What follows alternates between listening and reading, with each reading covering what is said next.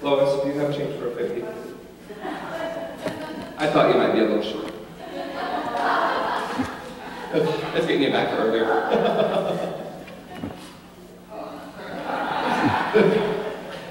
Is your face hurt? It's killing me. Knew that was coming. We are a silly bunch. Do a lot of silly things that oftentimes don't make a whole lot of sense.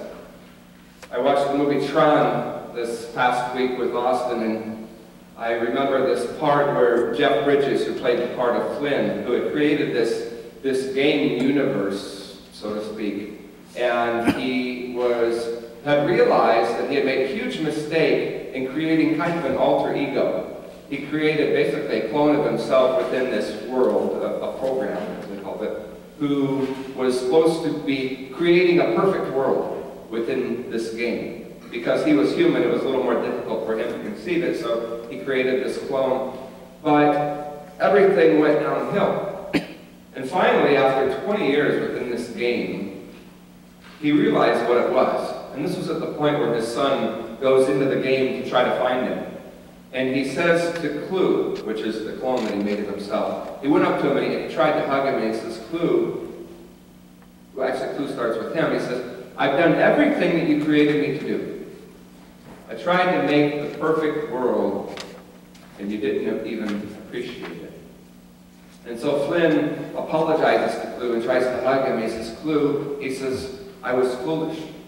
He says, you could only see perfection as far as I could see it at the point when I created you. He says, but now I realize that true perfection was in front of my eyes the whole time. And he points to his son while he says this. So he was trying to create some semblance of a perfect world based on his limited human knowledge. And that was the only thing that he had to go on to find peace and understanding about the world. It was his own human silliness that led him to try to create this world. I'm always amazed at the irony of life. For example, you'll hear women say that they don't like drama. I'm so sick of drama. Drama at work, drama at home, drama with my friends. I don't like drama. And then they'll sit there and watch Dr. Phil and Maury. Jerry Springer. Yeah, you don't like drama, right? But, not to pick on the ladies, us guys are the same way. See, we work really hard. And we need a break when we come home. We need to relax. So we turn on the game. We watch the Cubs or the Sox or the Hawks or whatever's on the TV. We do that so that we can relax. But then, if they're losing, we get really ticked off. Not relaxing anymore. And then after the game, we're watching SportsCenter. And then in the off season, we're watching SportsCenter and driving ourselves crazy and listening 5 and 6 months before the draft about Johnny Manziel. Please, somebody just draft him. I'm tired of hearing about him.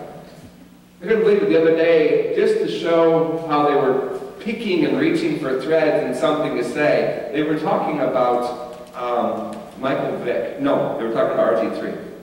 Talking about RG3, and they were saying something along the lines of it, and walk with me because I don't even understand it myself. They said, only 23% of quarterbacks over the past 7 years who have had a passer rating over 100 but have not been active for less than 7 years have gone on to have a winning season in the following 4 seasons. Does that make any sense to you? What? Do you guys have nothing better to say than to make up this silly statistic? It made no sense to me whatsoever. But here I was at the gym looking at it like, what are you saying to me? It made no sense whatsoever. Yeah, no drama. You know that commercial? I think it's for cable.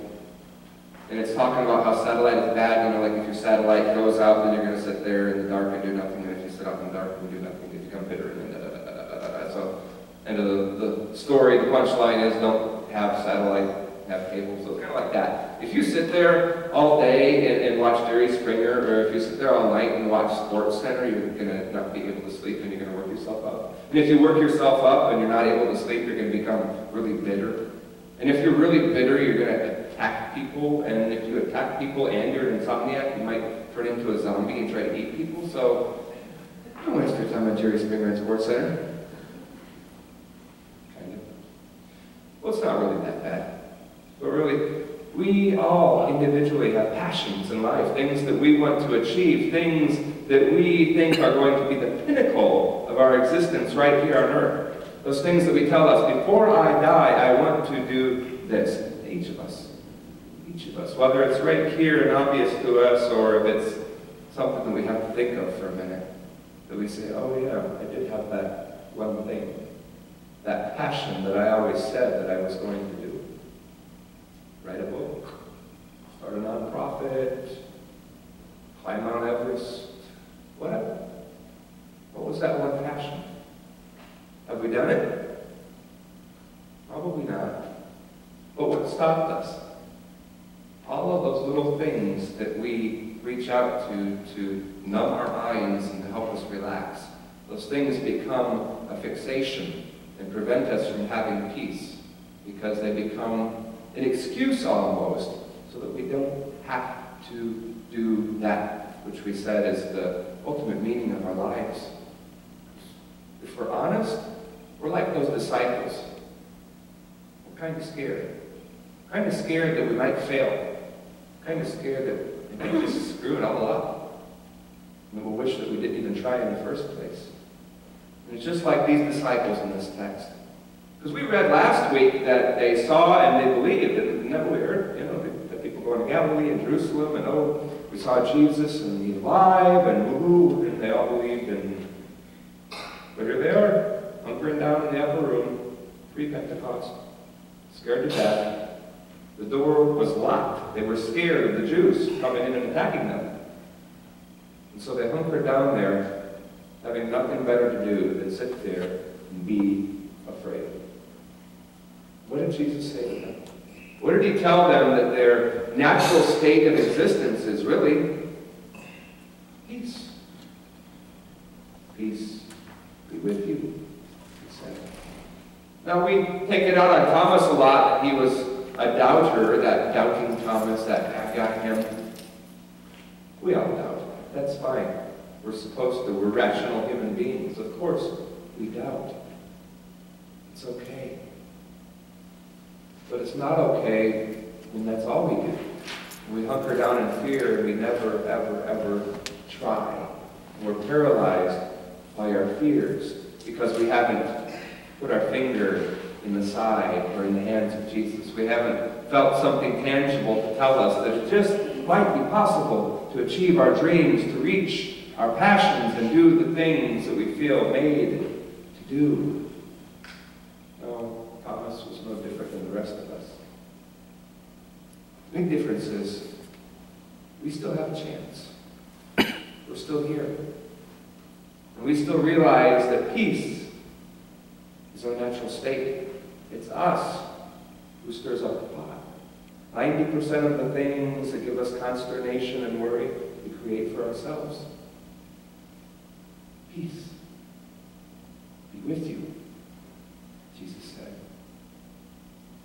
What better state, what better condition could we possibly be in than to have confidence that we can do those things that we have passion in? You got a dream? You got a passion? The only one stopping us is us. So the humans.